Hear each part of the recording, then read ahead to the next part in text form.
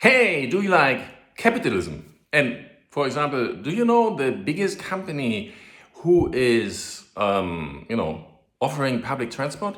They don't even have their own cars. Or the biggest company in the world who is offering, accommodation doesn't have any kind of accommodation themselves. That's like something I want to talk about today. We have individual actions. Yeah? So we have individual actions. Like people could decide, everybody in the world would decide, hey, I'm doing something really good for climate change. I'm just going to eat perfect. I'm just using the bicycle anymore. I don't use a car. Imagine that. And everybody would like really tuning down everything. That would be fine. Actually, the economy would be going down. A lot of people would be like, oh, no, you can't do that. But that's individual actions. And the problem is that you have to get like billions of people to do the same individual actions. And you see how well this is going. On the other side, you have like political action. That's today, for example, there is a COP30 conference. So the politicians are talking about climate change and talking. And they're doing this through 30 years. And go to our website, reduceco2now.com. You find a diagram. And since the last 30 years, it's just going, no effect, just going up.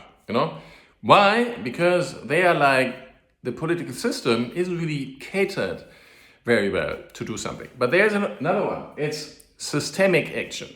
So imagine that before public transport, individual transport, like something like a taxi. In the past you had like taxi organizations, and you had taxi drivers, and you could call a taxi organization and they would send a taxi to you, or you could flag down a taxi which was driving by. That was like 30 years ago. Now we have the likes of Uber, who are just making an app which allows people to, take your car, drive around others and get paid for that.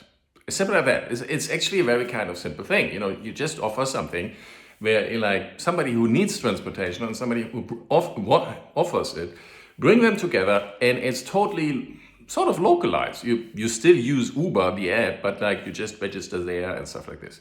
The same is for Airbnb. They don't have really any apartments themselves. They're just like bringing together people who want this. What we want to do, especially for eBay for carbon credits, we want to bring people together who want to pay money for carbon credits, who want to be carbon clean, and we want to bring people together who don't even know that yet, that they would be working in this field in the future. So stay tuned. Thank you very much for watching. Please follow the channel.